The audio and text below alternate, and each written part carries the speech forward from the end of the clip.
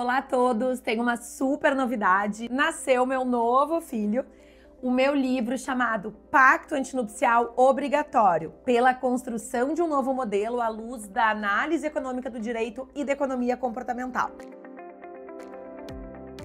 Para quem gosta de direito de família e de psicologia, esse livro aqui, ele congrega conceitos das duas áreas. Eu resolvi escrever sobre esse assunto porque ao longo da minha advocacia de direito de família, do meu dia a dia na condição de especialista na área, eu fui me deparando com a realidade de que muitos casais, para não dizer a maioria dos casais, não sabe do que se trata o pacto antinupcial, que é aquele contrato que pode e deve ser feito antes do casamento e através do qual este casal vai poder prever todas as cláusulas que bem entenderem, regrando todo o seu casamento, todas as questões patrimoniais, questões extrapatrimoniais, e isso pode ir muito além da escolha de um ou dois regimes de bens.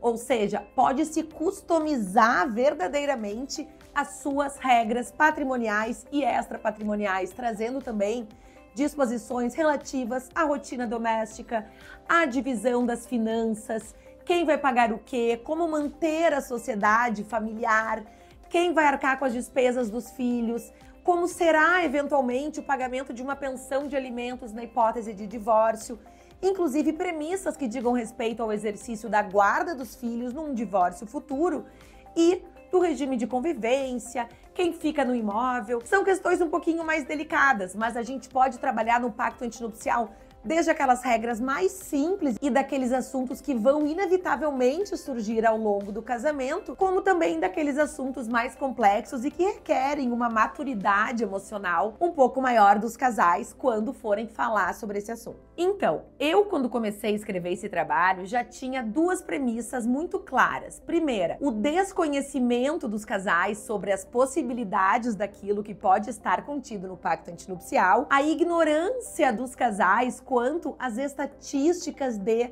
divórcio no Brasil, que são de 50%, ou seja, 50% dos casamentos terminam em divórcio. E também em virtude de crenças que as pessoas têm sobre os regimes de bens.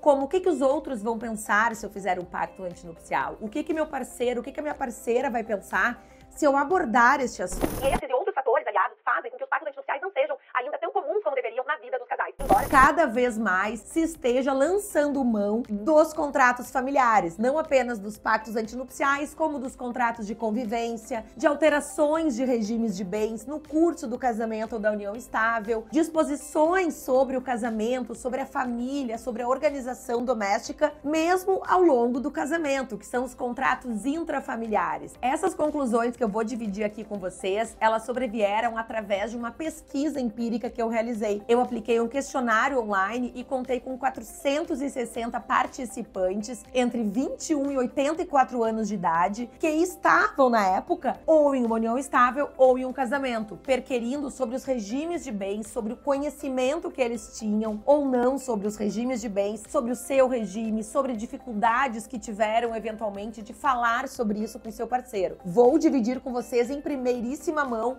alguns resultados, aqueles mais impressionantes. 32,8% dos respondentes do questionário afirmaram que sequer conversaram com parceiros sobre os possíveis regimes de bens a serem eleitos, ou seja, não enfrentaram o assunto por diversas e distintas razões. 33,7% daqueles que responderam o questionário informaram que na época do início da união estável do casamento não acreditavam que poderiam vir a se separar. Ou seja, vejam aí como o ser humano é realmente otimista. Ele não acredita que consigo o divórcio poderá vir a ocorrer. 23,6% tiveram a sua escolha influenciada por situações que presenciaram na vida de familiares, amigos, conhecidos e não efetivamente por aquilo que eles constataram a partir de uma análise verdadeira dos regimes de bens e dos efeitos destes regimes de bens no eventual divórcio ou dissolução de união estável e mesmo lá na esfera da herança futura. 43,5% declararam não saber da possibilidade de personalização do regime de bens, ou seja, que o pacto antinupcial não se presta tão somente para a escolha de um regime de bens, mas que se pode, nesse instrumento, trazer cláusulas distintas, regras distintas, criar o seu regime, criar as suas regras. 47,8% declararam não saber da possibilidade de alterar o regime de bens ou as regras inerentes ao regime de bens eleito durante o casamento ou da união estável. Apenas 1% dos participantes alterou o seu regime de bens. Vejam, isso é impressionante.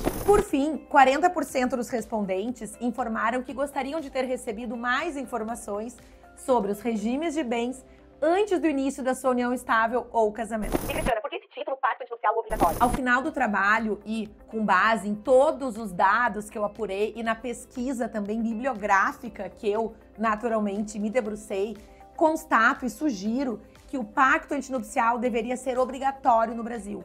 Uma verdadeira etapa antecedente à habilitação ao casamento, porque dessa forma todos nós teríamos que enfrentar este assunto tão importante, não teríamos constrangimento de falar com o parceiro e com a parceira sobre isso e nos informaríamos propriamente sobre os regimes de bens, sobre as possibilidades de nós criarmos essas regras, customizarmos o nosso contrato de casamento. Por último, eu apresentei uma proposta de anteprojeto de lei que venha a alterar as regras relativas aos pactos antinupciais, aos regimes de bens, as formas de alteração dos regimes de bens, desburocratizando e tornando o pacto, como referi e como o título já diz, obrigatório no Brasil. Eu trouxe aqui de uma forma muito resumida os principais pontos tratados no meu livro Pacto Antinupcial Obrigatório. Se você tem interesse em saber mais sobre o assunto, clique no link que está aqui na descrição desse vídeo e adquira o livro. Vou adorar falar mais sobre esse assunto com você aqui nos comentários.